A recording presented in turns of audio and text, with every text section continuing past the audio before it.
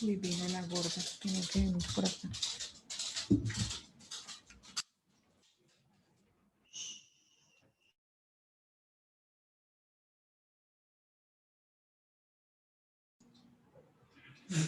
Al aire.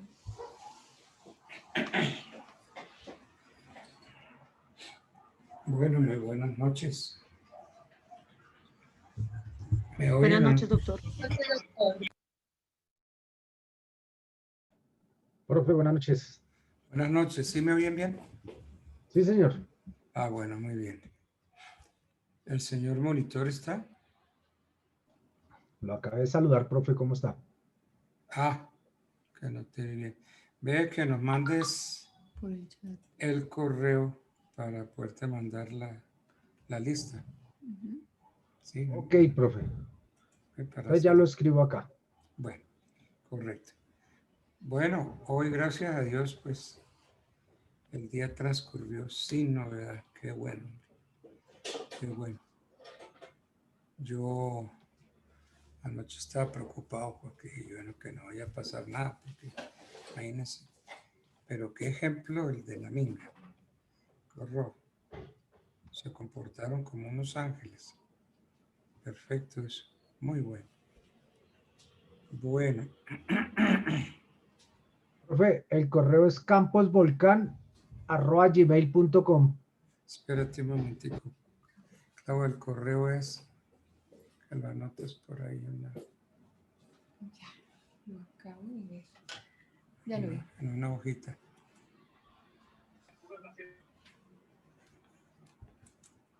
Qué papelito.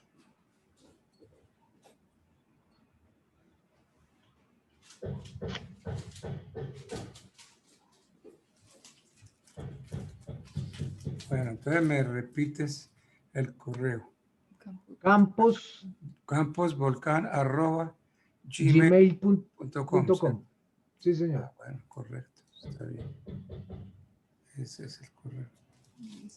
Campos Volcán. Bueno.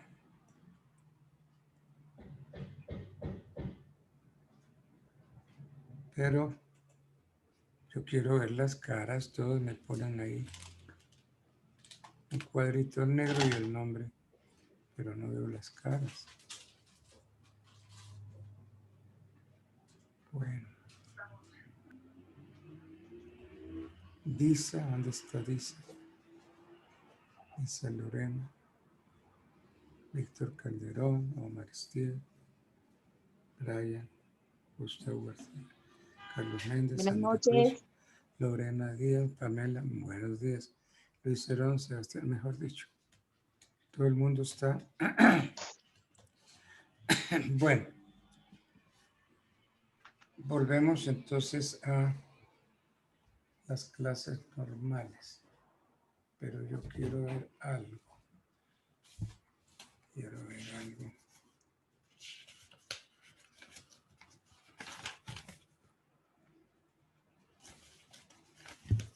Cuando a mí me-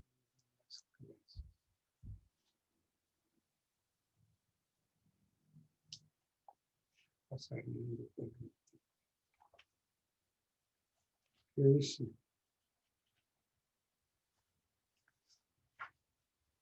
Desde el día 5 de el 10 de septiembre, ¿no? Ya, febrero, marzo, septiembre, ¿cierto?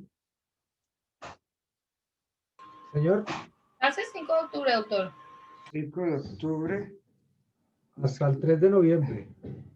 vamos hasta el 3 de noviembre. Entonces, Vamos en la clase 12.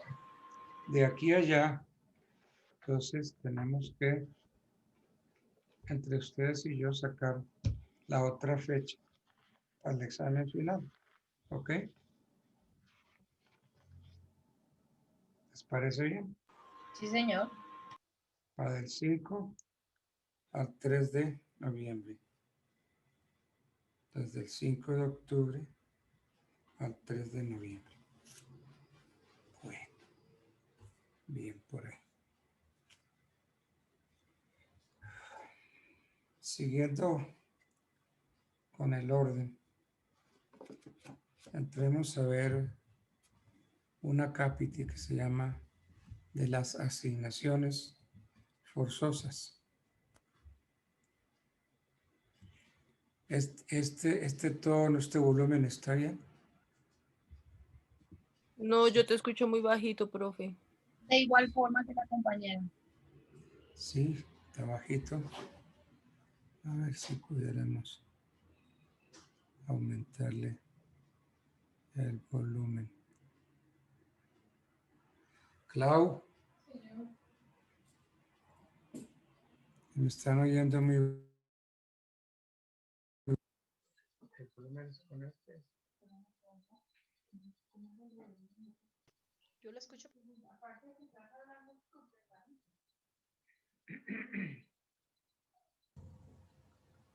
Yo no. Ahí me oyen mejor. O ya no me oyen. Aún está bajito, profe. Ah, ahí está bien. O está bajito. Ya Mejor. mejoró. El doctor. Mejoró. Mejoró, doctor. Bueno, se mejoró un poquito. Sigue hablando. Ya está al máximo. Si yo les digo las asignaciones forzosas, están entendiendo bien, ¿no?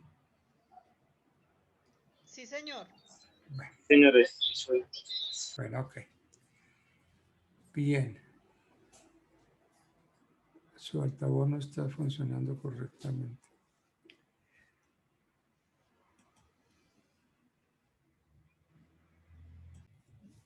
Tuvo que haber mejorado. En cuanto a la libertad de testar que tenemos todas las personas,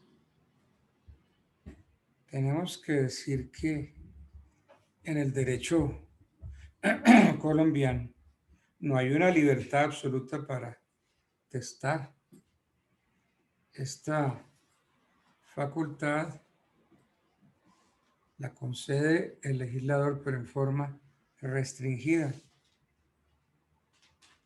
¿Y qué hace el legislador? Establece unas asignaciones que denomina forzosas, asignaciones obligatorias. ¿Aló? ¿Aló? No oí. Asignaciones forzosas obligatorias para el causante. Entonces, ¿qué son las asignaciones forzosas? Las asignaciones forzosas son las que el testador es obligado a hacer.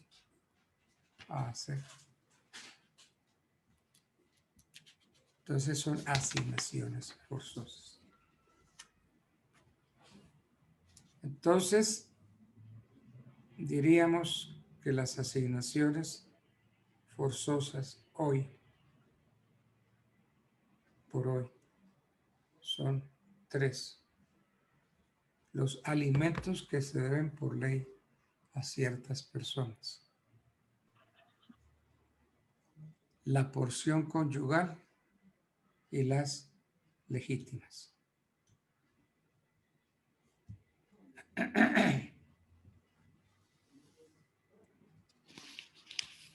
Los alimentos forzosos son los que son debidos por ley a ciertas y determinadas personas. Por ejemplo, los hijos.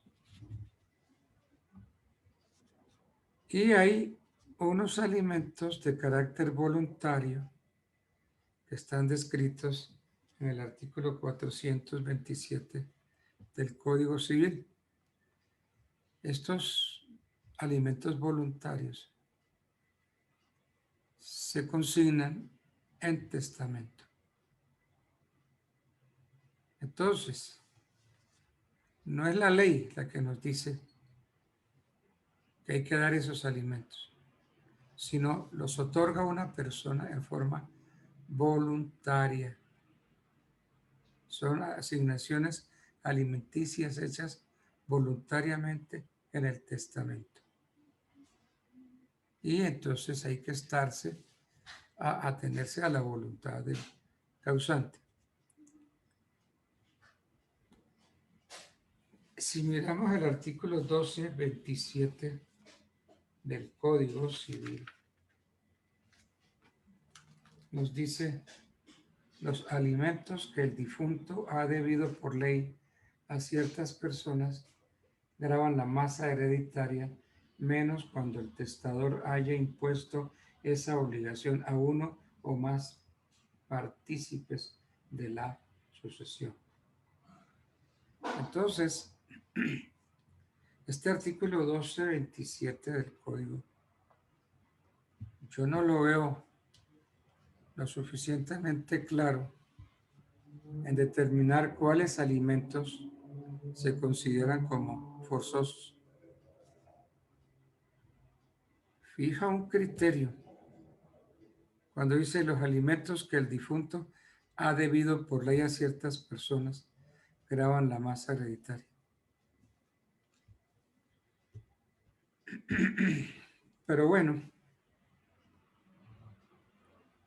para exigir el pago de alimentos debidos por el causante debe haber sido condenado por sentencia judicial a su pago. Es decir, a través de una sentencia se condena a pagar alimentos, se fija el monto respectivo. Entonces, los alimentos, pues, obligatorios, necesarios. Y ahí, pues, hay alimentos voluntarios y también los hay forzosos. 10.16 del Código.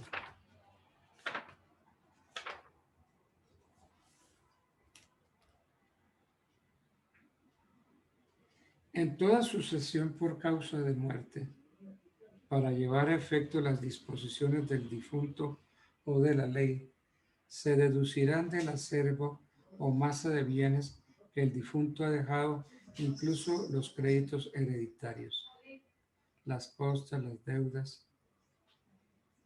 Cuarto, las asignaciones alimenticias forzosas. Entonces, las asignaciones alimenticias forzosas, esos son los alimentos legales.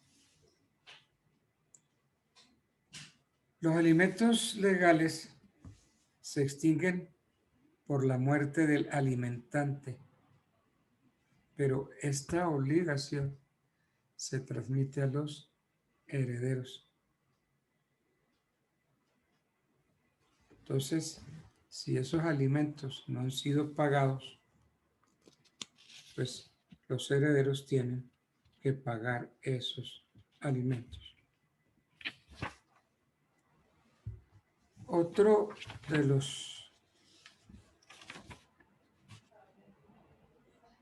de las asignaciones forzosas es la llamada porción conyugal. ¿Qué es la porción conyugal? Miremos el artículo 1230 del Código Civil. 1230 del Código Civil.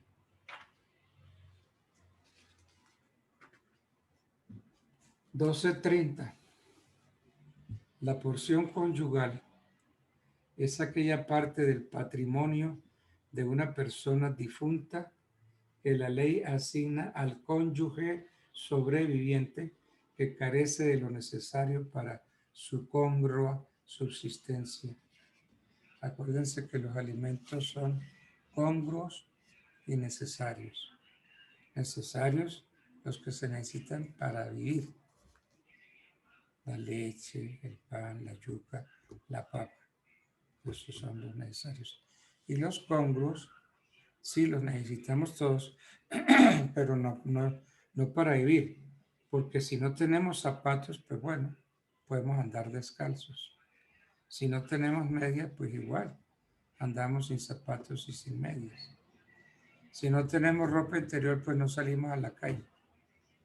Entonces esos son los alimentos congruos y los otros los necesarios.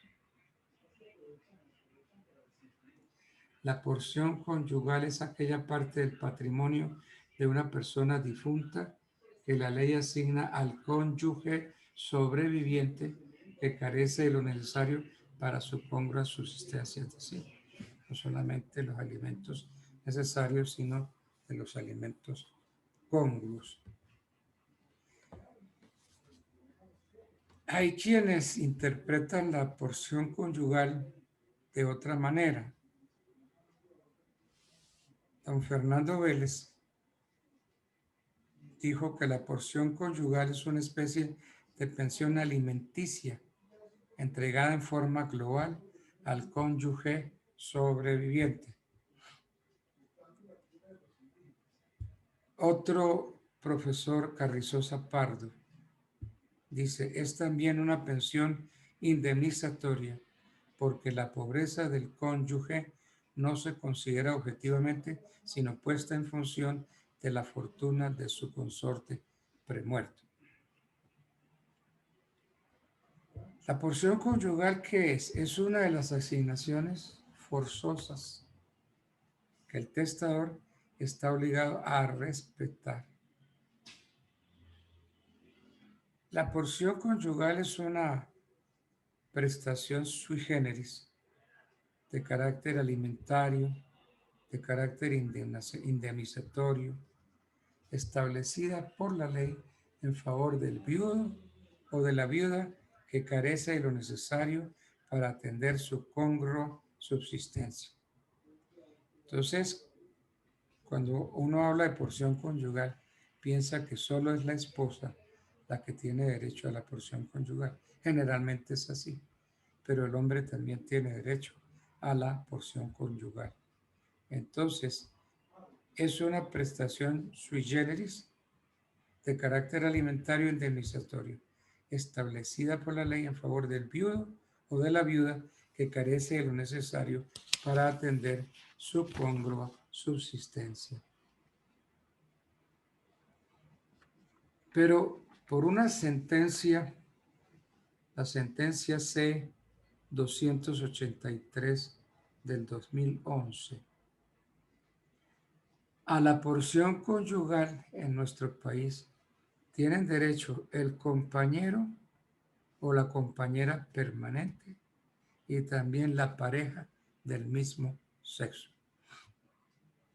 Sobre ese tema hoy se pronunció el Papa, diciendo pues que ellos tienen también derecho. El Papa distingue que los que son por nacimiento, pues hay que entenderlo y se les excusa, y los otros que no son por nacimiento, sino que les quedó gustando el asunto, pues a esos ni siquiera los miremos. Entonces, sentencia C-283 del 2011. Y entonces recordemos, de conformidad con el 1230, la porción conyugal es solo para el cónyuge que carece de lo necesario para atender a su congrua subsistencia, de conformidad con el 1230 del Código Civil. Ah, pero es que el cónyuge tiene bienes suficientes. Ok, tiene bienes suficientes, pero hay que hacer la pregunta complementaria. Pero esos bienes son de menor valor que la porción conyugal. Porque si esos bienes tienen menor valor que la porción conyugal, entonces tiene derecho al complemento. Eso lo dispone el 1235 del Código. El cónyuge sobreviviente podrá a su arbitrio retener lo que posea o se le deba, renunciando a la porción conyugal, o pedir la porción conyugal abandonando sus otros bienes y derechos. Entonces, si la porción conyugal es menor, entonces tiene derecho al complemento.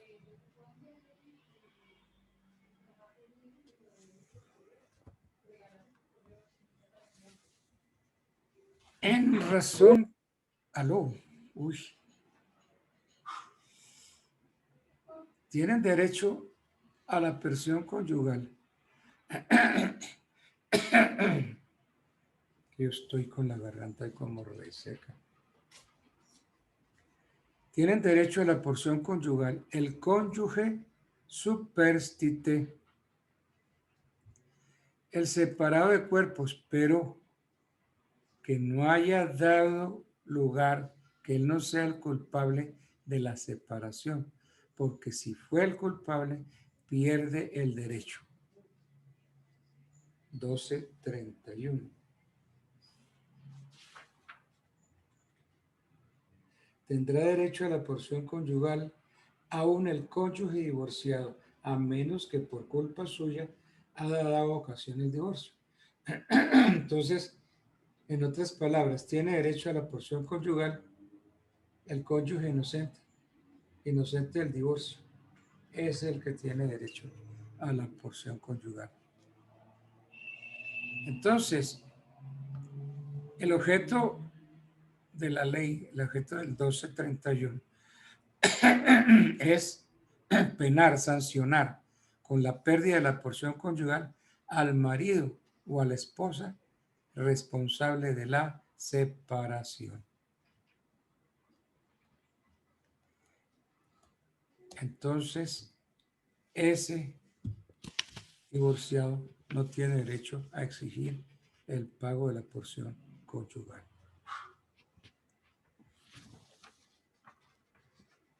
¿Cómo se determina la porción conyugal? Ese derecho a la porción conyugal se entenderá que existe al tiempo del fallecimiento del cónyuge y no caduca ni total ni parcialmente, sino si posterior a la muerte el cónyuge adquiere bienes propios. Si adquiere bienes propios, pues no tiene derecho a la porción. Pero hay que ver si los bienes valen menos o representan menos que la porción.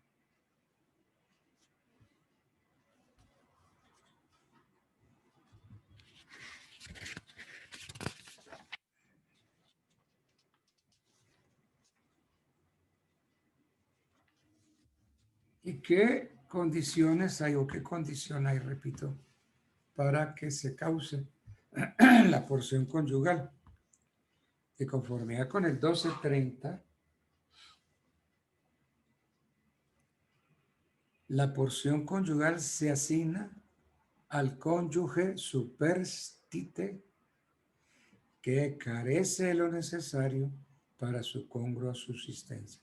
Esa es la condición. Se le asigna porción conyugal al cónyuge superstite que carece de lo necesario para su congrua subsistencia.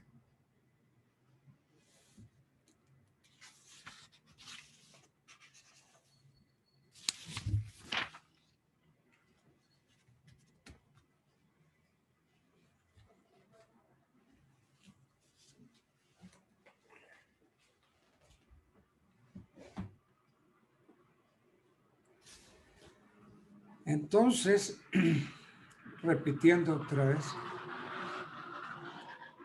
la porción conyugal es aquella parte del patrimonio de una persona difunta que la ley asigna al cónyuge sobreviviente, es decir, al cónyuge vivo, al cónyuge superstite, que carece de lo necesario para su congrua subsistencia.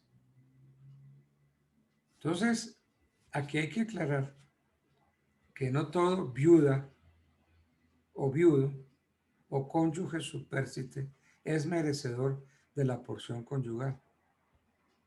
No, porque para tenerla se requiere carecer de bienes.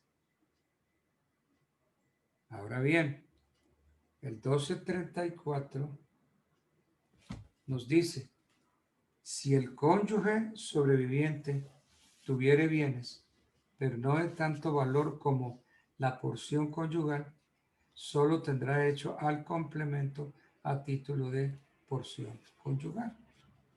Entonces, este artículo 1234 del Código Civil permite que cuando el cónyuge vivo tenga bienes, pero no de tanto valor como la porción conyugal, ese tiene derecho al complemento, el complemento a título de porción conyugal. Entonces, pero hay que aclarar, como ya lo dije hace un ratico, que el cónyuge divorciado tiene derecho a la porción conyugal, pero si no ha dado lugar a la comisión de hechos que generaron el divorcio. Es decir, tiene derecho el inocente, el cónyuge inocente.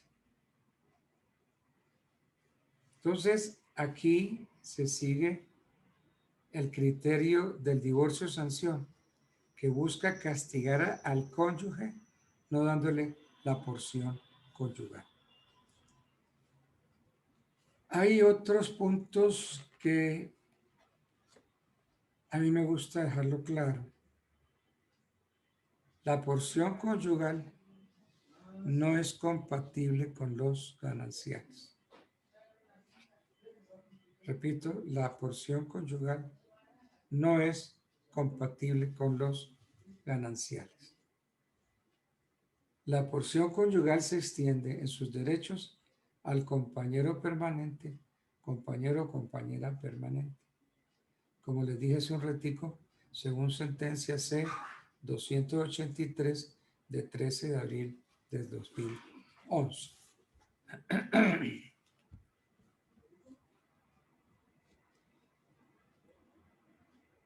No sé, pongamos un ejemplo. Yo muero y dejo 120 millones. A ver, sí, ese es el ejemplo. Sí, yo muero y dejo 120 millones que llevé al matrimonio, pero quedaron vivos mis padres y mi mujer. Clau, regálame un poquito de agua, por favor. Muero y dejo 120 millones. Quedaron vivos mis padres y mi esposa. No estamos ahí en el primer orden herencial, sino en el segundo, el de los ascendientes. Entonces aquí, la porción conyugal equivale a la cuarta parte de los 120 millones. O sea, 120 millones dividido por 4 30 millones, doctor. da 30 millones. Dígame. No, le decía que 30 millones, doctor. Sí, claro. 120 dividido 4 da 30.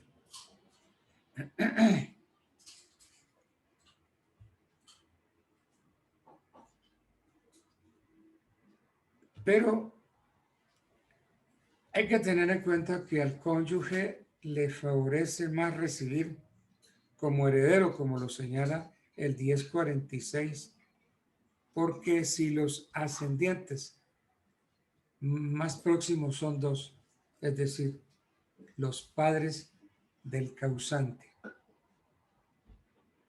más el cónyuge vivo, entonces habría que repartir la herencia por cabeza. Entonces saldría más favorecido el cónyuge supérstite. El mismo ejemplo. Quedaron dos ascendientes y el cónyuge. Entonces la herencia se da a dividir entre 3. 120 dividido entre 3 da 40 millones. Entonces va a recibir 40 millones, mayor cantidad que la cuarta de porción conyugal. Entonces hay que mirar qué conviene más y entonces se atiene uno a lo que más le convenga. Bueno, ¿y cuánto es la cuarta, la porción conyugal? Según el 1236, la porción conyugal es la cuarta parte de los bienes de la persona difunta en todos los órdenes de sucesión, menos en el de los descendientes legítimos.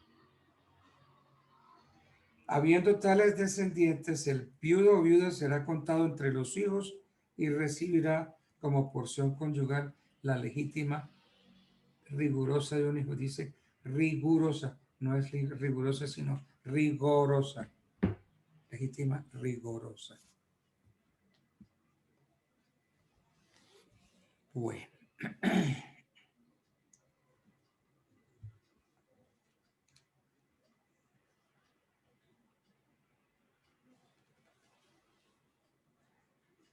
Hay una opción que se llama el derecho de abandono, con el objeto de asegurar que la opción del cónyuge sobreviviente se realice. El Código Civil le autoriza para escoger entre retener lo que posea o se le debe, renunciando a la porción conyugal, o pedir la porción conyugal abandonando sus bienes. Eso dice el 1235.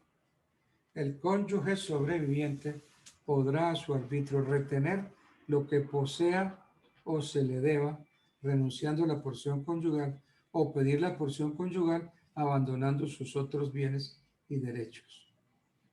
Entonces esto es lo que se llama el derecho de abandono.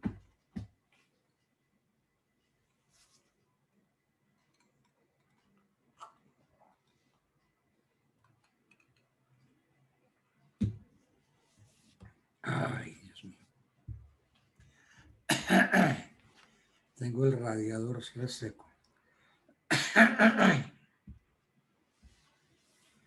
Entonces eso es lo que se llama el derecho de abandono.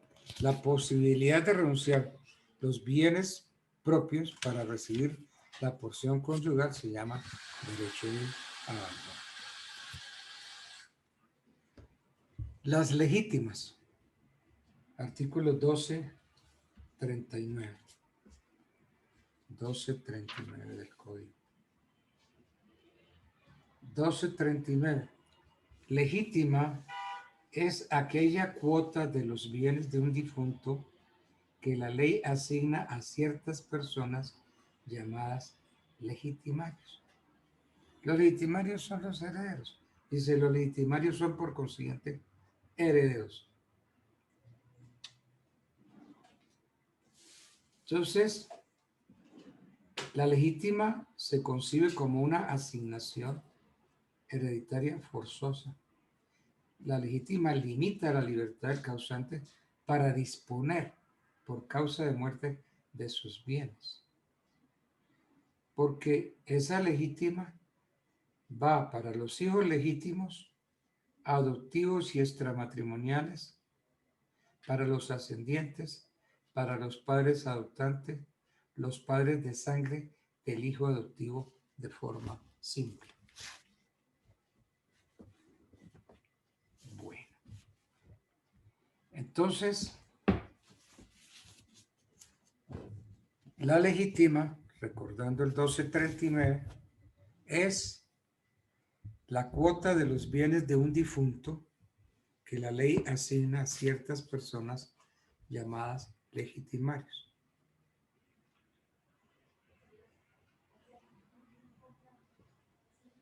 Las asignaciones testamentarias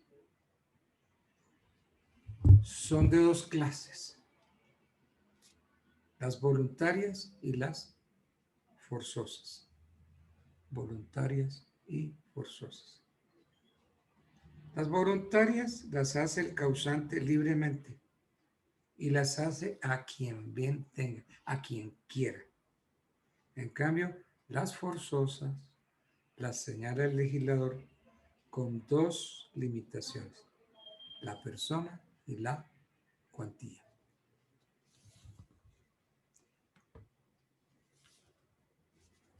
Don Luis Claro Solar en Chile,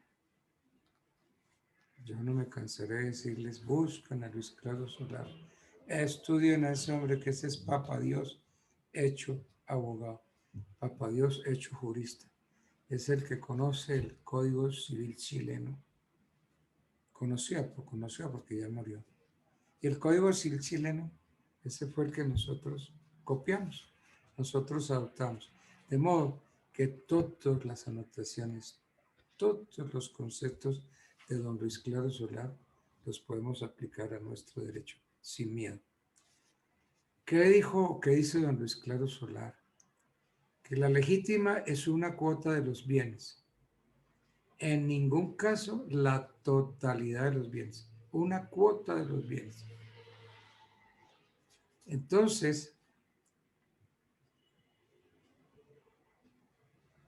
la herencia se divide en una parte sobre la cual el testador no puede disponer a su arbitrio. Esa parte la reserva la ley a los legitimarios.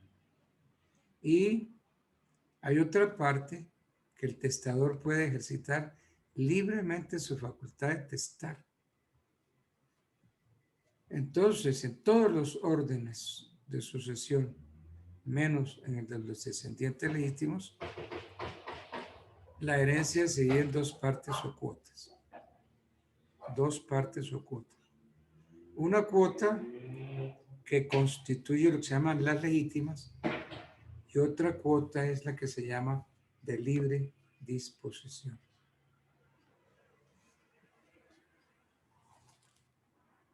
A ver si yo tengo aquí una anotacióncita.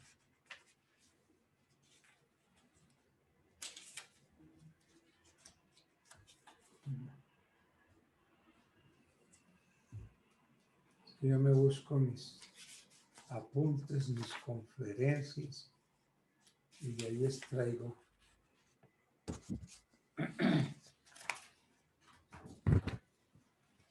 No la encontré, pero como yo la sé, pues se las digo. No de memoria, porque a mí no me gusta memorizar el derecho. El derecho hay que entenderlo, no memorizar. ¿Cómo se distribuye la herencia? Esa es una pregunta. ¿Cómo se distribuye la herencia? Entonces, anoten bien. Se divide en tres partes. El tema es cómo se distribuye la herencia. O la pregunta, ¿cómo se distribuye la herencia? Se divide en tres partes. Asignaciones forzosas. Legítimas rigorosas. Y cuarta de mejoras.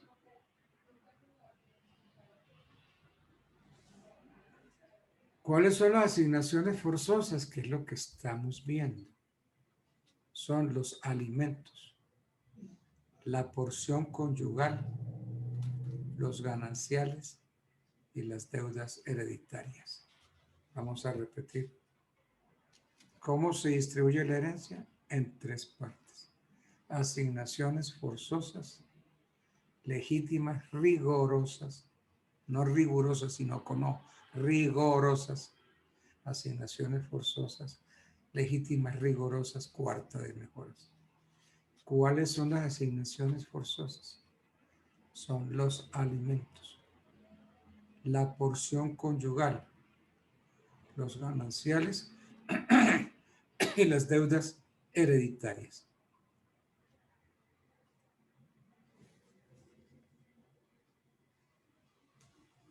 ¿Cuáles son las legítimas rigorosas? Son las que por ley corresponde a los herederos.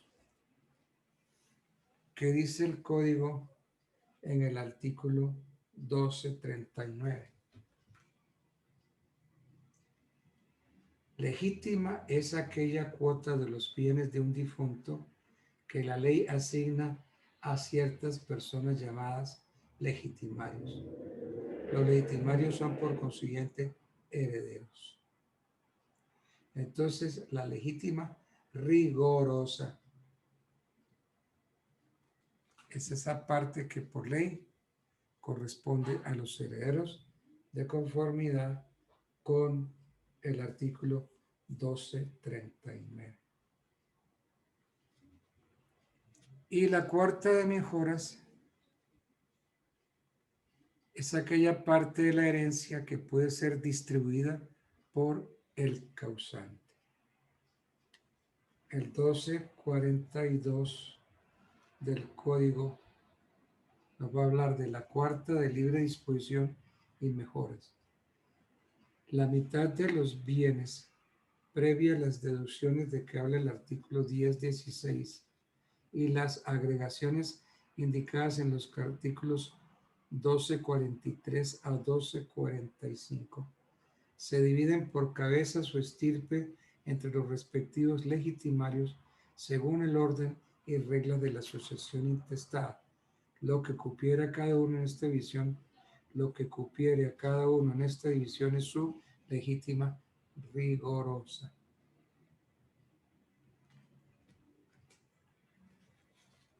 Eso es más o menos como una síntesis de unos viejos apuntes que yo tengo del doctor Carrizosa Pardo. Entonces, Doctor, qué pena, ¿será que le podría hacer una pregunta? sí, claro. Dígame. Doctor, es que yo tenía una duda. Lo que pasa es que quería saber, por ejemplo, cuando una persona muere, resulta que tiene unos hermanos, pero entre esos hermanos, o sea, el que murió no tiene hijos, no tiene esposa, no tiene a nadie. Yo quería saber los bienes que él deja o la herencia que él tiene, esa se reparte entre los hermanos, ¿verdad? Bueno, entonces hay que buscar el orden hereditario. El orden hereditario. Los órdenes hereditarios.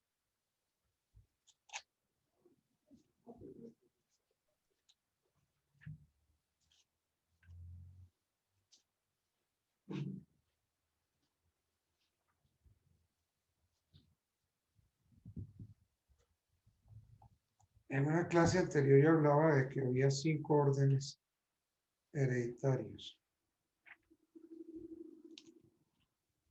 Busquemos.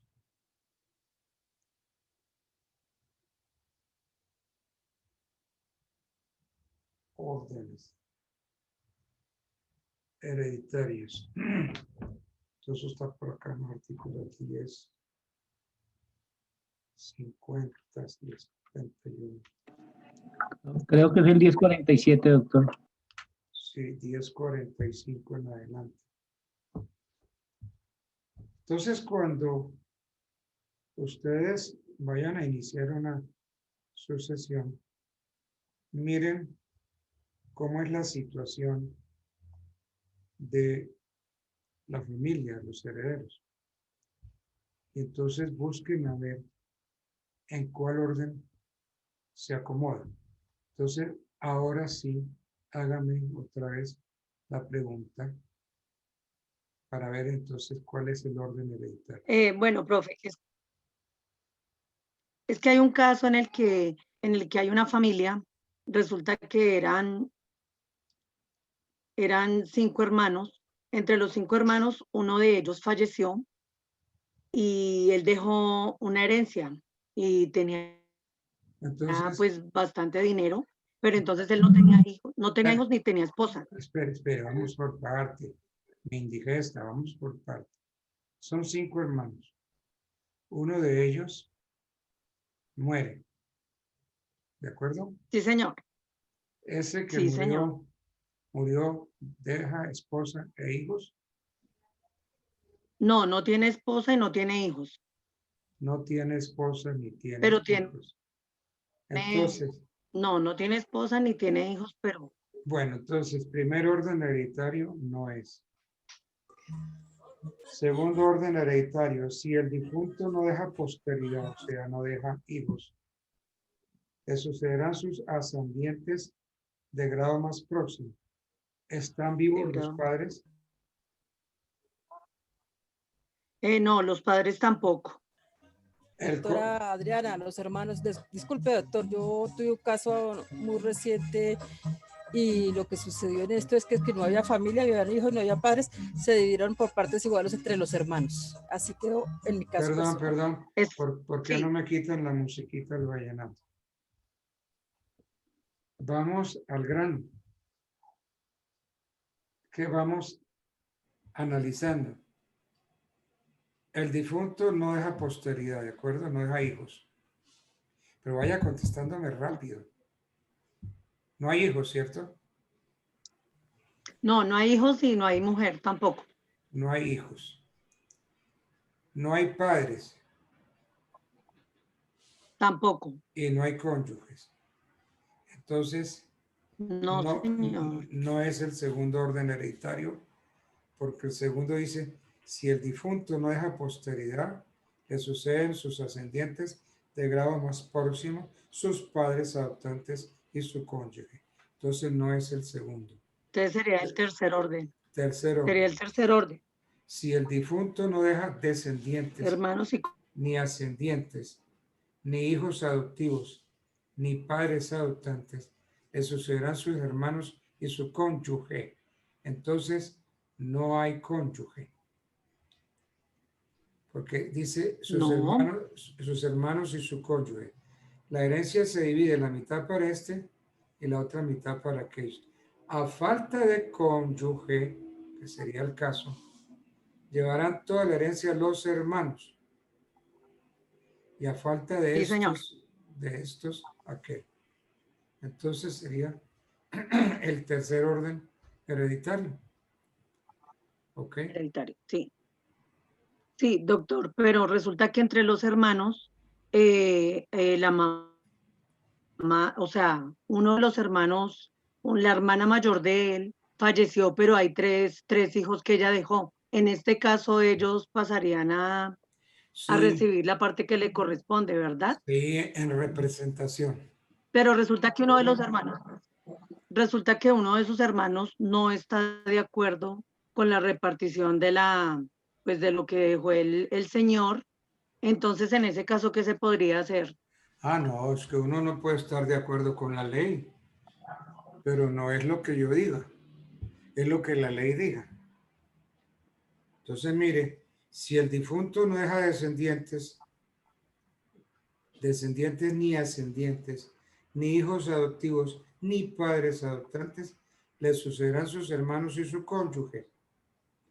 La herencia se divide la mitad para este y la otra mitad para aquellos por partes iguales. Y dice, a falta de cónyuge, llevarán toda la herencia los hermanos. Entonces, hay que repartir, como dice el tercer orden hereditario. Así le guste o no le guste a uno o a varios los herederos. Es que uno no tiene por qué darle gusto a la gente. Ahí en esa parte. Es que el fulano, el hijo, tal, se opone. No. Es como, por ahí me acuerdo de una consulta que me hizo alguien. ¿Cómo le parece, doctor, que mi papá y mi mamá ya están viejos y tienen unos bienes? Y la finca la vendieron y no contaron con nuestro consenso, con nuestra autorización. ¿Cómo le parece eso? Me dieron ganas de levantarme y darle una bofetada. Porque ese es el caso típico de los hijos que no respetan a los padres. ¿Cómo es que si mi papá tiene una finca, tiene que pedirme permiso para vender? Pero por Dios, ¿quién dijo eso? Cada quien puede disponer de sus bienes como le dé la gana. Si yo quiero vender todos mis bienes, yo no tengo necesidad o no estoy obligado a conseguir el consentimiento de mis hijos. No, yo vendo porque me da la gana. Los bienes son míos y ningún hijo se puede oponer. Entonces, pasa mucho, que siempre hay alguien que se opone. Ustedes aténganse a la ley. Aquí aplicamos el 1047, tercer orden hereditario. ¿Ok? Gústele al que le guste. Gracias, doctor. Bueno, bien.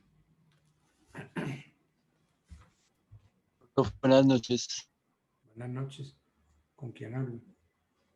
Profe, yo quería hacer un aporte, si me lo permite, ¿Con quién hablo? en cuanto a que ¿Con quién hablo? con Omar Steven Noza, profe, buenas noches. Omar, ok. ¿Cuál es? Ah, ya te veo. ¿Cuál es el...? Profe, pues yo quiero aportar que si todos los herederos están de acuerdo, podrán adelantarlo ante notaría. Sin embargo, si hay alguno pues que esté en desacuerdo, tendrá que ser por la Después, vía judicial. claro. Era solo eso, profe. Así es, eso es así. Miren, pasa mucho cuando a ustedes en la oficina de abogados les llega el señor, o sí, el señor, el hombre, el marido. Doctor, mire, usted nos puede ayudar a presentar un divorcio rápido. Esos divorcios que llaman divorcios express. Esos son los divorcios que se presentan ante notario. Sí. ¿Cuál es ese divorcio express? Pero ustedes tienen que hacer una aclaracióncita para que la señora no se vaya a tirar todo lo que ustedes hacen. Entonces usted viene, prepara la demanda, organiza bien el reparto de los bienes, organiza bien la custodia de los hijos, etc. Entonces usted presenta su proyecto de divorcio ante el notario. Entonces el notario dice sí, mutuo consentimiento, se quieren divorciar, los bienes así se los reparten, la cacerola para no sé quién, la olla para así sé cuándo, así asado, los hijos quedan en custodia, ellos también organizaron las visitas. No, perfecto, perfecto. Vamos a darle el divorcio ya. Eso dice el asesor de la notaría. Pero el notario, que es perro viejo, dice un momentico, no, antes de cualquier cosa, yo quiero conocer la pareja. Entonces cita a la pareja. Y entonces, aquí es donde viene el peligro. Oiga, señor, ¿usted está de acuerdo con el divorcio? Sí, nuestro divorcio es por mutuo consentimiento, la causal es mutuo consentimiento. ¿Y por qué se quiere separar o divorciar? Bueno, señor notario, se acabó el amor de tanto usarlo. Nosotros nos llevamos muy bien, hemos quedado muy bien, mi señora y yo, como dos hermanitos, hemos estado de acuerdo en todo, etcétera, etcétera. Bueno, que pase la señora. Señora, ¿cómo está la? ¿Usted está de acuerdo en el divorcio? Sí, señor notario, estoy de acuerdo en el divorcio, Señora, dígame una cosa, pero si usted estuviera en la posibilidad de arreglar este matrimonio y de volver a convivir con el marido, ¿estaría dispuesta a hacerlo? Ah, no, ¿cómo quiere que yo vaya a convivir otra vez con ese hijo de puta que no hace sino golpearme todo el tiempo, un borracho asqueroso que me trae viajes, etcétera, etcétera? ¿Qué hace el notario? Llámalo a mi amigo, llévese esto, no me falte el respeto, aquí no hay mutuo consentimiento. Esto es una cosa falsa que me está presentando usted para ayudarle al divorcio. Eso le sucede a uno con frecuencia. Entonces, cuando eso les pase, lo primero que ustedes tienen que hacer es que les paguen los honorarios. Me deben tanto, páguenme honorarios de una vez. Y vamos ante el notario. Pero por favor, señora, no se vaya a tirar el divorcio. Si el notario le pregunta que si está de acuerdo, diga que sí. Que es cómo quedaron la situación, que quedaron divinamente, que son grandes amigos, que se quieren muchísimo, ya no tienen relaciones, porque ya no les llama la atención eso, que en todo lo demás están de acuerdo. Pero no se tiren el divorcio. Pero cobren honorarios, porque si la vieja se tira el divorcio, todos les dicen, bueno, ok, perfecto, hay que presentarlo ante el juez, pero en fin, ya me pagaron honorarios. Entonces cuadremos honorarios para el nuevo proceso que se va a presentar ante el juez. Ah, pero ¿cómo así, doctor? Sí, yo les dije que presentaba la solicitud, un divorcio por mutuo consentimiento.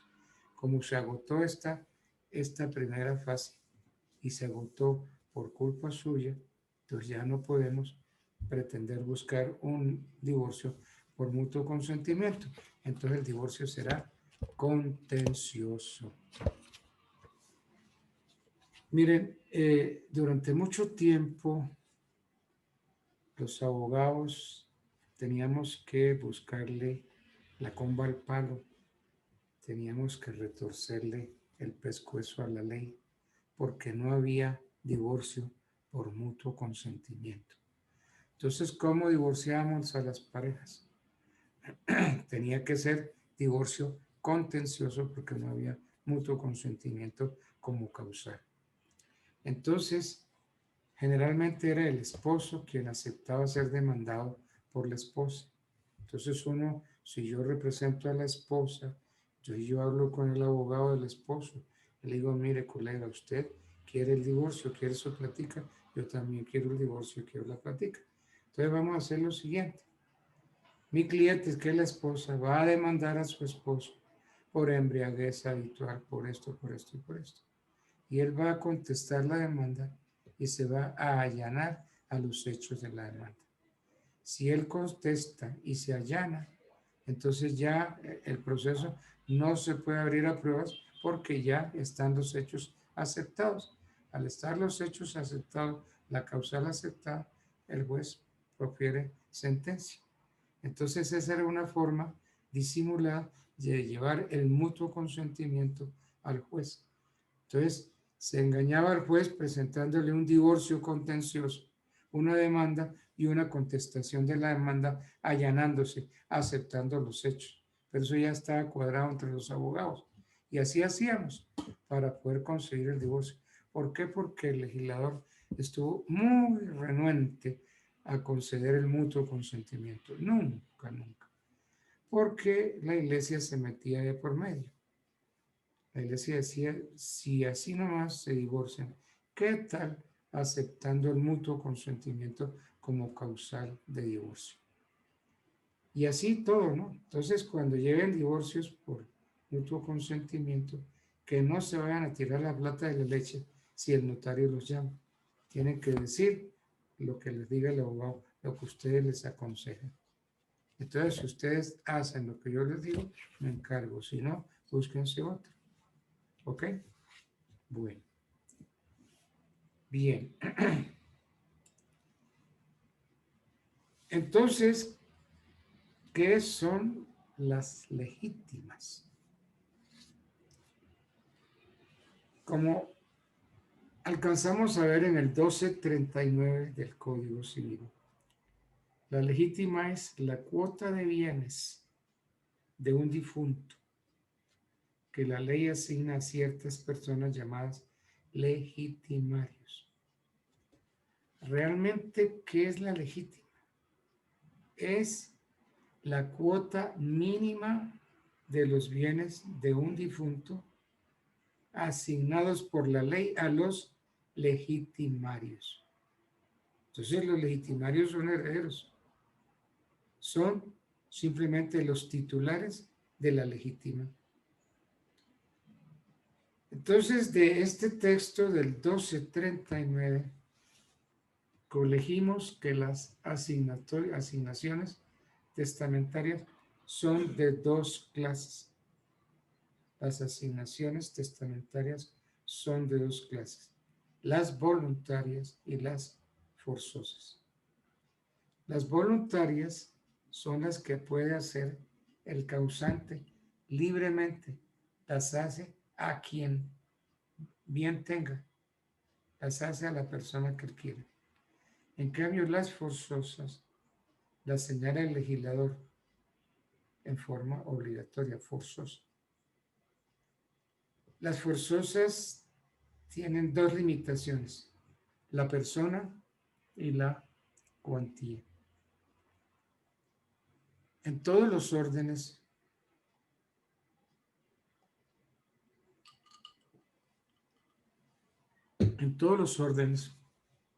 sucesorales, menos en el de los descendientes legítimos, la herencia se divide en dos partes, o digan dos cuotas. Entonces, la herencia se divide en dos cuotas. Una cuota que la forman las legítimas y otra cuota es la llamada de libre disposición. Entonces, dos cuotas. Una cuota que constituye las legítimas y otra cuota que es la de libre disposición. ¿Quiénes son los legitimarios? Los legitimarios son descendientes o ascendientes. Oiga, doctor, ¿y los hermanos? No, no lo son. Los hermanos no lo son. Alguna vez en el derecho romano y en el chileno sí hubo, pero esto no pasó al código que hizo Andrés Bello. En el código Andrés, este es para información nomás, en el código de Andrés Bello, que no pasó a nosotros, se habla de la cuarta falsidia y de la cuarta treveliánica. Para cultura jurídica nomás, la cuarta falsidia y la cuarta treveliánica eran verdaderas legítimas en el derecho romano, pero esas se suprimieron en el último proyecto de código de Andrés Bello. Entonces, la cuarta falsidia y la cuarta treveliánica. Estas son como preguntas para rajar al que ustedes quieran. Puede hablarme de la cuarta falsidia y la cuarta treveliánica. Y van a decirles que ¿qué? ¿Eso qué es? Bueno. ¿Quiénes son legitimarios? Pues eran, según el 1240, unos que no se los voy a mencionar para que no se confundan. Pero hoy, ¿quiénes son los legitimarios? Entonces, de conformidad con el artículo 9 de la ley 29 del 82, hoy son legitimarios los hijos legítimos, los hijos adoptivos y los hijos extramatrimoniales. Entonces, de conformidad con el texto actualmente vigente, que es el artículo 9 de la ley 29 del 82, son legitimarios los hijos legítimos, adoptivos y extramatrimoniales. ¿Quiénes más son legitimarios? Los ascendientes, los padres adoptantes, los padres de sangre del hijo adoptivo de forma simple, los padres de sangre del hijo en la adopción simple. Las legítimas tienen unas características. Lo primero que tenemos que decir que las legítimas son asignaciones forzosas. Son forzosas porque tienen que respetarlas, hay que reconocerlas. ¿Qué pasa si el causante a través de un testamento vulnera los derechos de los legitimarios? Pues sencillo. Los que sufrieron la violación de esos derechos tienen una acción que se llama acción de reforma del testamento. Es una acción hereditaria, la acción de reforma del testamento. ¿Por qué? Porque es que el legitimario es heredero y continuador de la persona del causante. La legítima es una cuota mínima que el legitimario puede recibir en la relación, en la sucesión. Y con cada heredero, esa legítima va a tomar el nombre de rigorosa. Legítima rigorosa.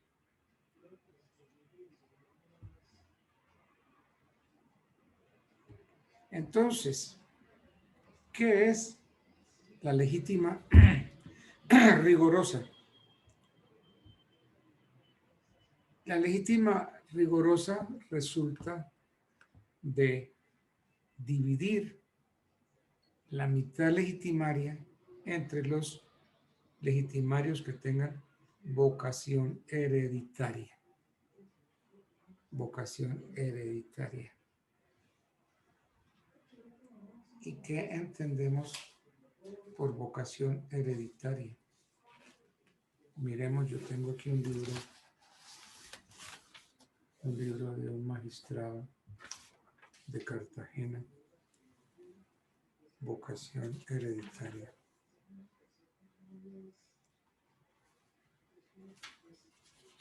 Vocación hereditaria.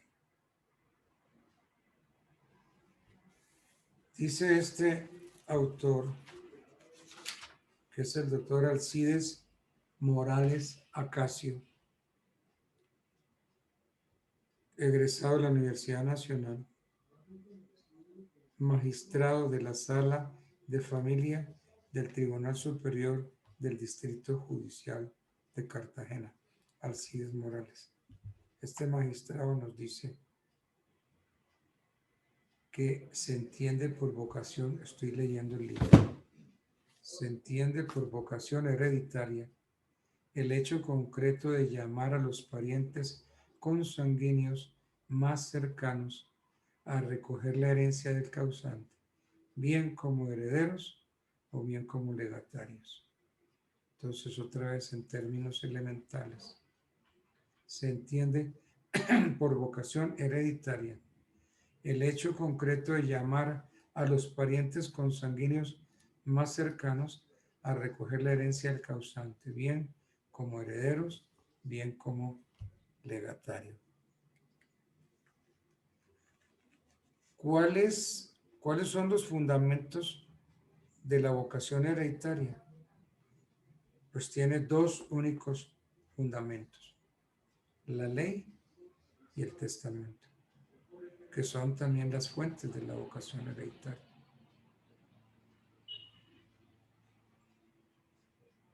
Entonces, la vocación hereditaria es eso, el hecho concreto de llamar a los parientes consanguíneos más cercanos para que se lleven la herencia del causante, para que actúen bien como herederos o como legatarios. Esa es la vocación hereditaria.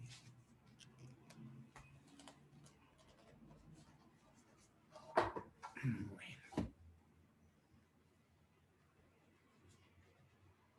Entonces repitamos que es legítima, rigurosa. La legítima rigurosa que sale de dividir la mitad legitimaria entre los legitimarios con vocación hereditaria. Es decir, determinado el acervo líquido se divide por dos. Una de las mitades se divide entre los descendientes por cabezas. Entonces, lo que le corresponda a cada uno de ellos es lo que se va a llamar legítima rigorosa.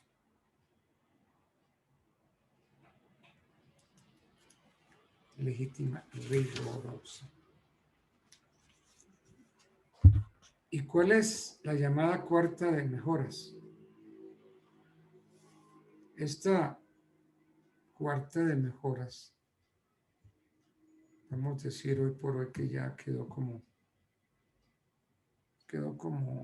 no sé, como que no se utiliza, no se tiene en cuenta.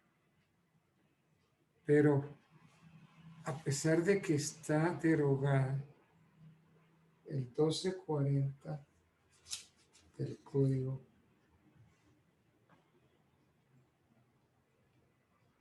del Código.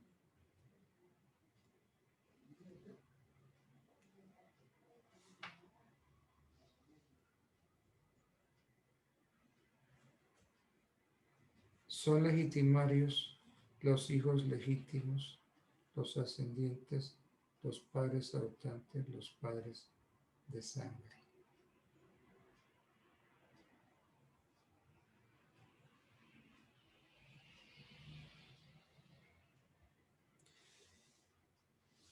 El acervo líquido de la sucesión para determinar las legítimas y las mejoras, como dije ahorita, se divide en dos partes. Una mitad conforma las de las legítimas.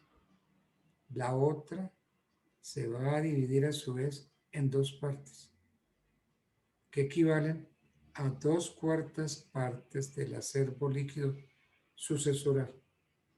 Entonces, una de ellas es la que se ha denominado cuarta de mejoras. Tenemos que decir que la cuarta de mejoras hoy está derogada. Y la otra cuarta se llama de libre disposición. Entonces, al haber suprimido el legislador la cuarta de mejoras, se engrosó la de libre disposición. Entonces, esto es una facultad que tiene el testador de repartir sus bienes a quien quiera. Libre disposición.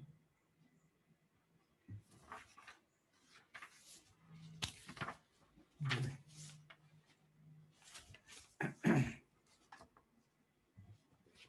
Yo los veo como, mejor dicho, algunos los veo ahí trabajando, otros como que ya están dormidos, ¿cierto?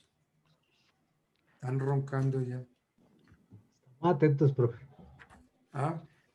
Aquí está. Buenas noches, doctor, y buenas noches a los compañeros. Doctor, a ver si yo entendí pues lo que ha explicado su merced. Digamos que la herencia está constituida, digamos, por el 100% de los bienes que haya dejado el causante. Sí, señor. De ese 100%, entonces estaríamos hablando que un 75% corresponde a las legítimas rigorosas y el 25% corresponde a la cuarta libre disposición. Sobre el 100%. Eso es. Y sobre ese 75%, entonces va 50% para los ascendientes y descendientes y el otro 50% del 75% va para el cónyuge, superste. pero no como porción conyugal. Habría que ver si encuadra entre los bienes propios del cónyuge habidos por cuenta del matrimonio, los gananciales. Es que la mitad de los bienes que entren Ok, doctor. al matrimonio, pero los que entren a título oneroso, se llaman gananciales. Entonces, sobre el otro 50 es el que se va propiamente a la sucesión. Es lo que se va a abrir. Porque esos son los bienes de la sucesión. Porque los otros, el otro 50, se los gana la esposa o el esposo por el mero hecho de ser socio. Así que con el matrimonio se forma la sociedad conyugal. Bueno.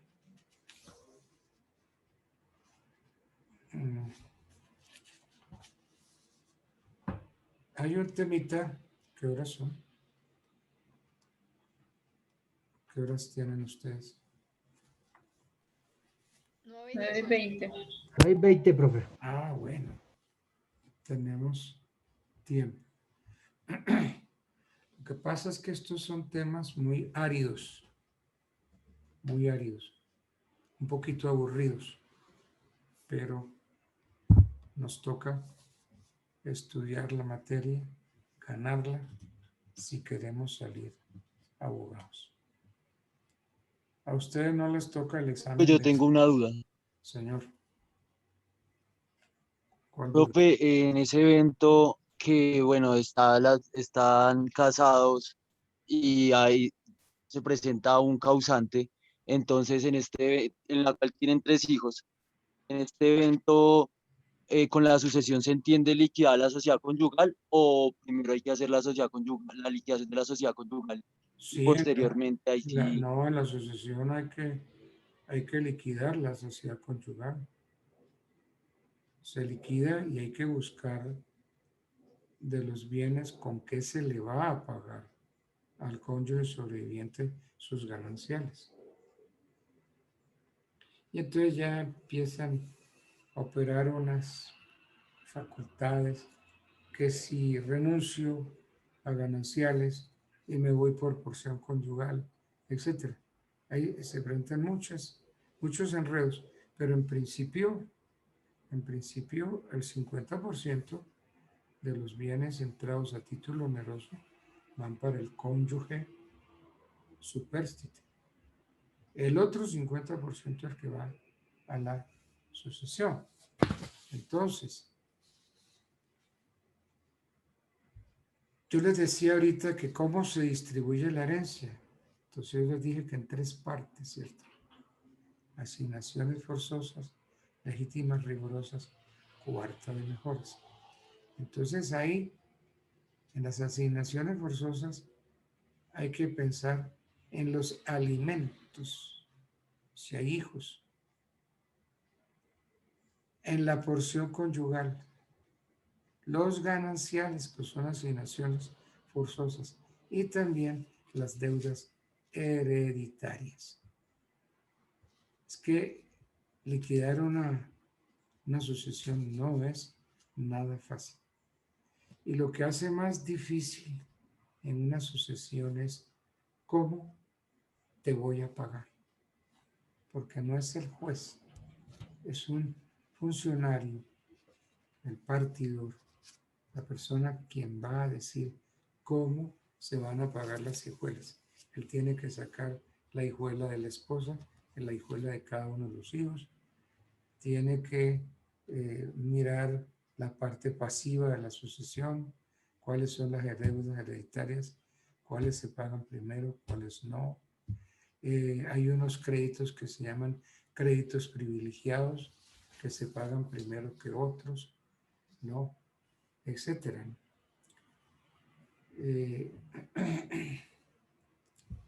Alguna vez en Medellín, yo estaba en un proceso y había una abogada muy linda, muy bonita, que se pavoneaba delante de todos nosotros y nos hacía ver que ella se estaba entendiendo con el juez y que el juez le iba a pagar a ella. Entonces el concurso de acreedores le iba a pagar a ella. Eso no es así, eso no es como quiera el abogado o la abogada.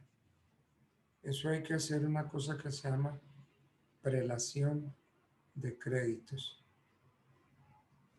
La prelación de créditos, a ver si encuentro, la vamos a encontrar en el artículo 2488 del código. Sí, prelación de créditos. Derecho de prenda general. Toda obligación personal da al acreedor el derecho de perseguir su ejecución sobre todos los bienes raíces o muebles del deudor, sean presentes o futuros, exceptuándose los no embargables. Entonces, cuando un abogado, cuando un juez va a pagar, tiene que hacer lo que se llama las causas de preferencia. Entonces, dentro de las causas de preferencia están el privilegio y la hipoteca.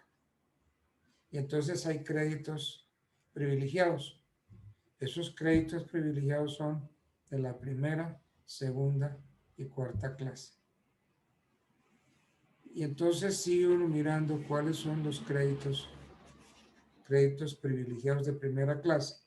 Entonces dentro están las costas judiciales, las expensas funerarias, los gastos de enfermedad en que incurrió el fallecido, el causante, los salarios, sueldos, los artículos necesarios de subsistencia.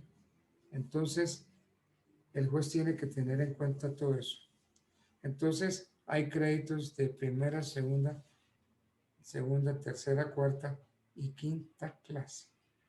Entonces, los últimos créditos que se pagan son los créditos de la quinta clase.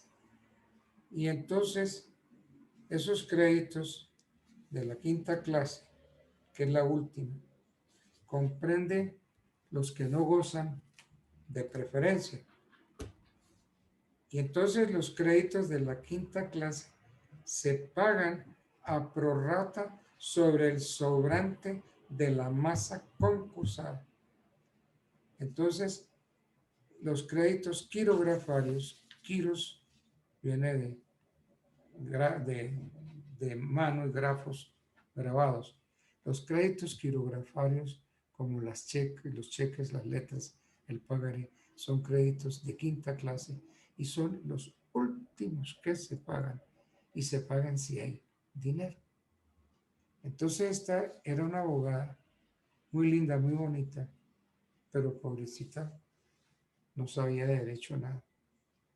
Y el juez, un bandido, porque se la gozó en cantidades, se la llevaba a discotecas, se la llevaba a donde ustedes saben. Y allí el juez le prometió esta vida y la otra. Le prometió que iba a pagarle de primero, que la iba a preferir. Y se pavoneaba. Y a mí me decía, los doctores, que a mí me van a pagar primero que usted. Le dije, bueno, doctora, la felicito. Ojalá sea así. Y yo tenía unos créditos amparados con hipoteca. Mis créditos amparados con hipoteca son créditos de la tercera clase, mientras que los de ella eran créditos de quinta clase. Entonces, cuando se llegó el momento de pagar, nos pagaron a todos, y como no quedó plata, no le pudieron pagar a la abogadita ninguno de sus cheques. Entonces esa mujer quedó, no entendía, y con una rabia con el juez porque se la gozó, se la aparrandió, se la llevó a los moteles, y finalmente el juez no le pudo cumplir, porque el juez no puede decir, yo te pago a ti primero que otro, no, porque si yo tengo un crédito amparado con hipoteca, mi hipoteca prima sobre el crédito quirografario. ¿Sí ven? Esto del ejercicio de la profesión es muy lindo, muy bello, precioso, pero hay momentos bien difíciles y hay que entender. Y ustedes no se preocupen, hombre. tengan el pleito que tengan, estudienlo, cojan los códigos y aférrense a lo que dice la norma. Y de ahí no los pueden bajar. Sí, muchas veces ve uno en el juzgado que la plata corre, como que la plata está, no la ven ustedes, pero sí se siente. Una de las cosas que uno ve en diciembre, llegan los regalos para el juez. Y entonces para el juez tal, llega un regalo y cuando lo destapa es un reloj, un Rolex, ¿no?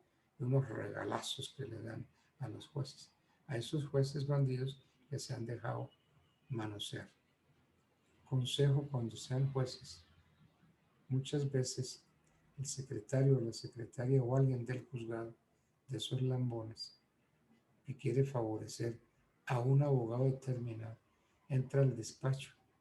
Perdone, doctor, le quito 2 minuticos. Es que el doctor José Gabriel tal está aquí en el juzgado y quiere hablar con usted.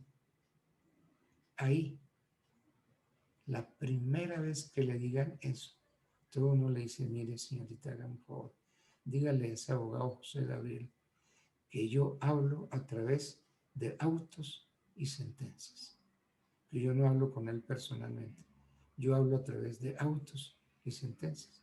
¿Y sabe qué? No vuelve a entrar. Y listo, listo, inmediatamente ya se corre la bola de que usted es un juez impoluto, usted es un juez que no lo va incorruptible, porque usted no acepta hablar con nadie. Usted no es el juez que va a salir a tomarse el tintico. Ya ven, me voy a tomar un tintico con el doctor. Ese tintico con el doctor es para oír una propuesta desagradable. Entonces ustedes no salgan a tomar el tintico. No admitan que ningún abogado hable con ustedes. Dígale, yo hablo a través de autos y sentencias. Y verán, hacen fama de agrio, de asqueroso, de porquería. Pero entonces que digan que es agrio, que es asqueroso, que es porquería, y no que digan que usted es un juez prevaricador, bandido, sinvergüenza, negociador de la justicia. Eso les va a pasar en el ejercicio de la profesión. No se dejen manosear, no se corrompan. Bueno, entonces, al fallecer una persona, los herederos pueden encontrarse en varias situaciones, que hay terceros que tienen bienes de la sucesión, hay terceros poseedores de determinados bienes herenciales. Y entonces, en esas condiciones, usted, que es heredero y prueba su derecho a la herencia, pero esos bienes están ocupados por otras personas también en calidad de herederos. Entonces resulta que todos los bienes los tienen uno o dos de los herederos y los demás viendo al zarabiado. Entonces, esas personas que están saliendo perjudicadas tienen una acción para que se les adjudique la herencia y se restituyan las cosas hereditarias. Las cosas hereditarias, tanto corporales como incorporales. Entonces, eso se llama acción de petición de herencia. Entonces va a ser un litigio, porque usted va a demandar. Entonces, un litigio entre herederos sobre el derecho real de herencia, para que el juez decida a cuál de los dos o a cuál de ellos le corresponde realmente la titularidad y el ejercicio. Entonces, ¿qué es la acción de petición de herencia? Es una acción real dada al heredero contra aquellos que, pretendiendo tener derecho en la sucesión, retienen la totalidad o parte de los bienes. Entonces, Se funda en el derecho que tenga el demandante a la herencia ocupada por otro en calidad de heredero. Entonces, de esa manera usted puede, con la acción de petición, pedir, reclamar los bienes de la herencia que tiene otra persona y puede tenerlas a título de herederos. Entonces, ¿cómo es que el hermano mayor o uno de ellos se llevó todos los bienes y los tiene todos y los demás hermanos y herederos no? Pero ¿qué pasa? No, eso dejémoslo así. La finca la tiene mi hermano mayor, el carro lo tiene, esto lo tiene mi hermano mayor, entonces el hermano mayor tiene todo. ¿Y los demás qué? No, los demás tienen una acción que se llama la acción de petición de herencia. ¿Ok? Entonces, esa acción de petición de herencia la confiere la ley al heredero de mejor derecho para reclamar los bienes de la herencia, los bienes que están ocupados por otra persona que también alega título de heredero. Entonces, muy bien, el hecho de ser heredero no quiere decir que se pueda llevar todos los bienes. ¿Qué características tendría esta acción de petición de herencia? Por un lado, es una acción de carácter real. Y ahora vamos a explicar por qué es acción de carácter real. Entonces, características, es una acción de carácter real. Segundo, el actor debe acreditar su carácter de derecho, de heredero. Su carácter de heredero con mejor derecho. Tercero, quien ocupe la herencia debe hacerlo con el carácter de heredero. Cuarta es universal, quinta es indivisible, sexta es patrimonial. ¿Por qué la acción de petición de herencia es real? Entonces, si nos vamos para el 665, dice que derecho real es el que tenemos sobre una cosa sin consideración a determinada persona. Miremos a ver el 665, que está detrás del número preferido por Satanás. ¿Cuál es el número preferido por Satanás? ¿Cuál es? 666. 236. Exacto. Entonces el 665, derecho real, es el que tenemos sobre una cosa sin respecto a determinada persona. Son derechos reales, el de dominio, herencia, usufructo, uso, habitación, servidumbres activas, prenda e hipoteca. Y de estos derechos nacen las acciones reales. Entonces, en los términos del artículo 665 que acabamos de leer del Código, son derechos reales el de dominio, el de herencia, usufructo, uso, habitación, servidumbres activas, prenda e hipoteca. Y de una manera perentoria, la parte final del 665 nos dice: de estos derechos nacen las acciones reales.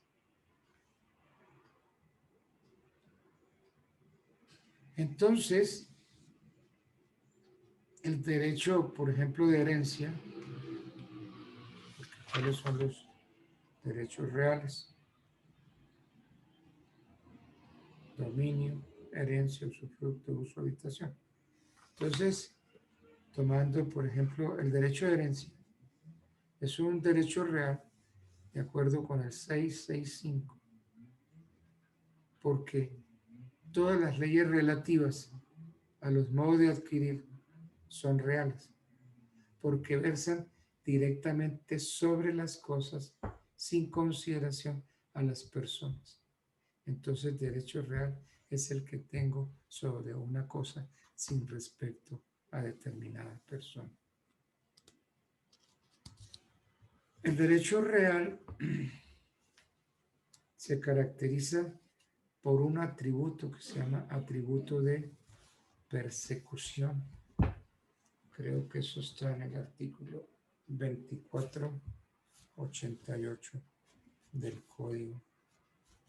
2488 del Código.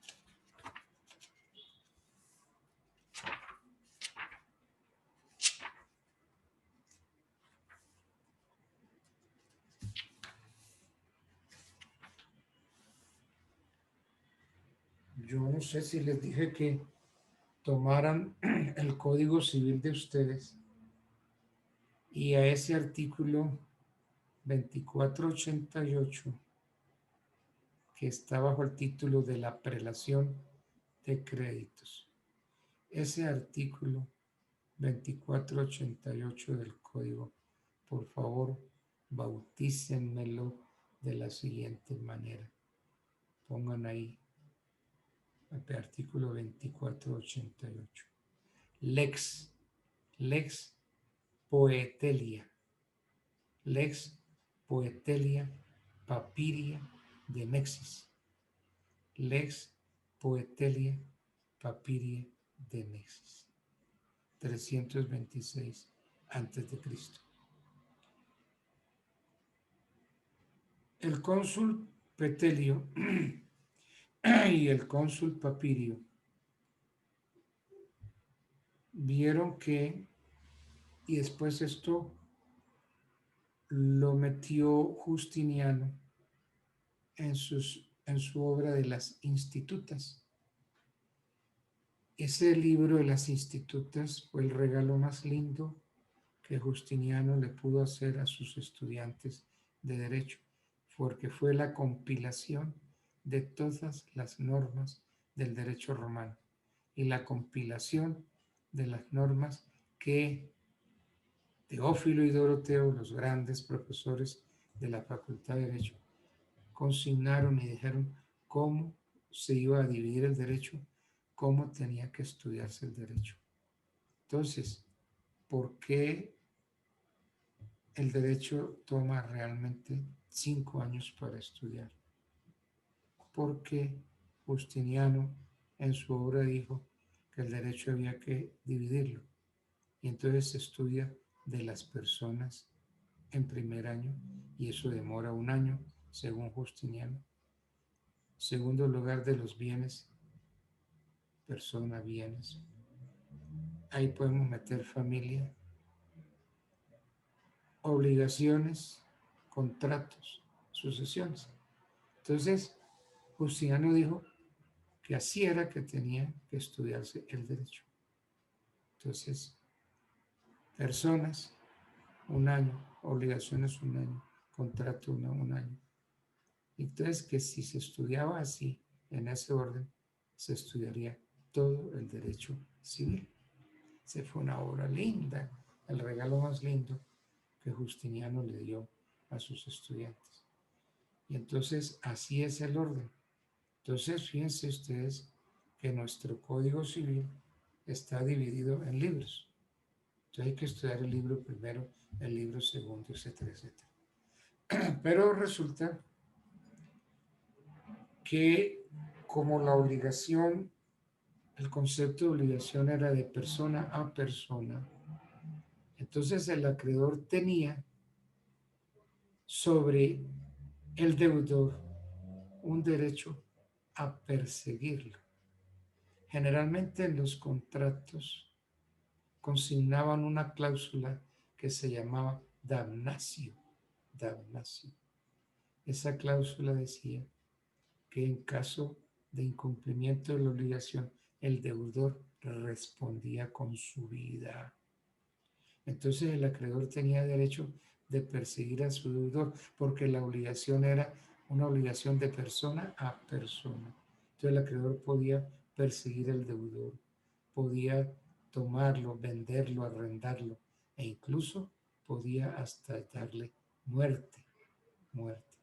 Y todos esos actos asquerosos que el acreedor hacía con su deudor se hacían en un sitio que se llamaba el trastiberio. Ahí en el Trastevere ejecutaban a los deudores, los vendían, los arrendaban.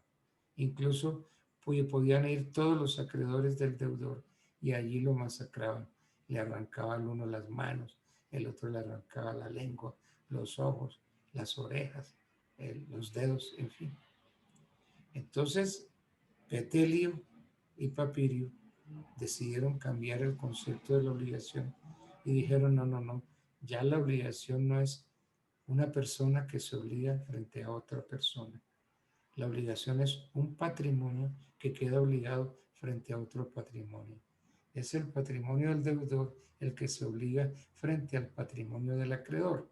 Entonces, con la Lex Petelia Papiria cambiaron el concepto y establecieron lo que se llama el jus persequendi, o sea que el acreedor puede perseguirle a su deudor todos los bienes.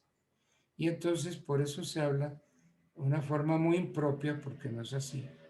Se dice que todos los bienes, dice derecho de prenda general. Derecho de prenda general. No, la prenda es para bienes muebles. Pero aquí lo ponen como derecho a perseguir todos los bienes del deudor. Y por eso es un sentido figurado. Y yo siempre he dicho que en derecho no hay nada figurado. Entonces, si es prenda, es prenda. Dice derecho de prenda general. En la prenda es solamente para bienes muebles. Pero con este 2488, yo le puedo perseguir a mi deudor tanto bienes muebles como bienes inmuebles. Entonces no está bien titular derecho de prenda general. Y dice el artículo, toda obligación personal da al acreedor el derecho de perseguir, jus persequendi, de perseguir su ejecución sobre todos los bienes, raíces o muebles del deudor, sean presentes o futuros, exceptuando solamente los no embargables designados en el artículo 1677. Entonces, lo que dice el artículo 2488 ya lo dijo la Lex Petelia Papiria de Nexis. Entonces, el antecedente del artículo 2488 es la Lex Petelia Papiria de Nexis, ley que sacó Petelio y Papirio. Y Lex Petelia de Nexis, Petelia Papiria de Nexis, de préstamos, o sea, la ley que se aplicó a los préstamos. Entonces, estableció lo que se llama el jus persequendi, que el acreedor puede perseguir todos los bienes del deudor, sean bienes raíces, sean bienes muebles. Puede perseguir todo lo que le dé la gana, menos la persona del deudor. Ya no se puede perseguir la persona del deudor. Persígale el acreedor. Entonces el concepto de obligación cambió.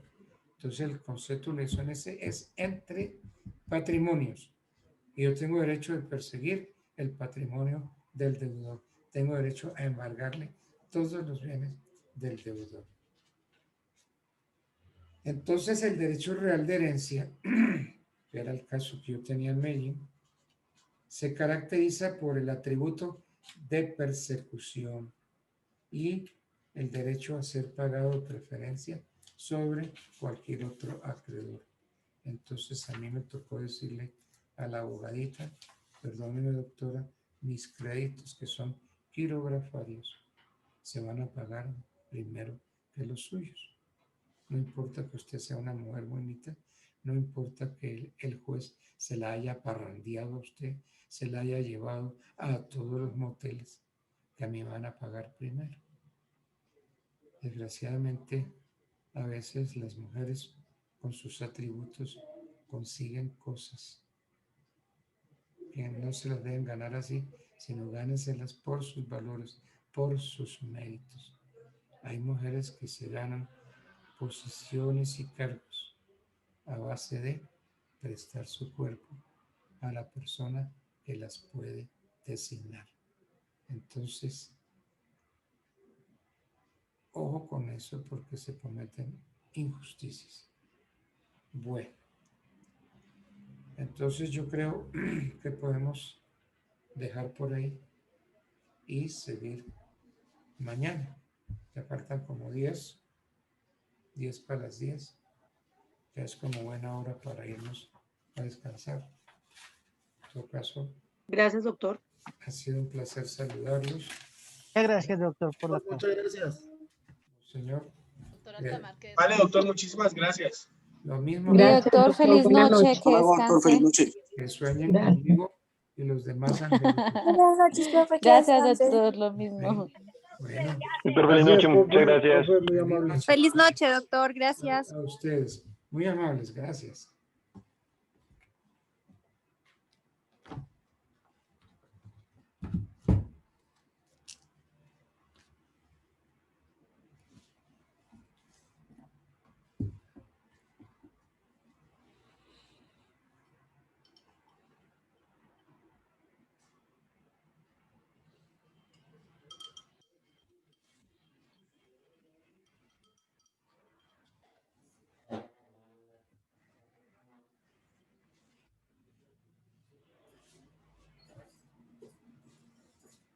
Clau, ¿cuál es el botoncito que yo debo presionar? Como ya se acabó la clase.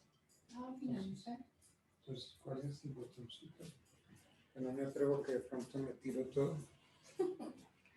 No, aquí para Viste que aquí